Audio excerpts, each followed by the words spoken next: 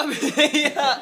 做咩發脾氣話自己？邊人發脾氣喺我度啊？話自己啊，小心啲啊，話到。其實你件衫都有。喂，你話我啊，你睇幾慘？你嗰件衫都有啊！咁小心啲㗎啦，係咯，不真係。喂呀！不如你成件衫都有啲 pattern。如我哋一齊揈啲襪落你度。塑膠彩其實。件衫我又要再洗過啦。洗唔甩㗎塑膠彩。真係㗎？係啊。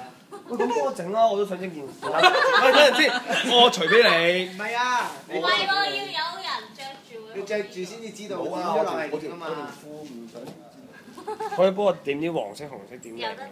做乜嘢？你唔係喺度幫人整緊個飛機咁咩？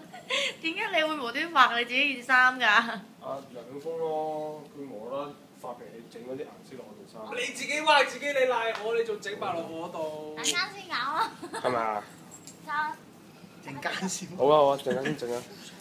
佢都要發脾氣啊！佢一發脾氣就係咁㗎啦。由於咧，我哋咧已經整定一啲，咁咧到時小朋友又會砌一啲交通工具啦。咁我哋將我哋而家砌咗嗰啲咧就填色啦。之後咧填咗顏色咧，啲小朋友就可以根據我哋呢個底色咧，佢就可以繼續入去點玩都得啦。有時都唔係好醜樣嘅而家，海豚號，海豚號，海豚號啊！咦？但係可唔可以掹走嗰張雜誌？唔該。唔知啲小朋友會唔會可以補救翻、游翻靚呢架飛機咧？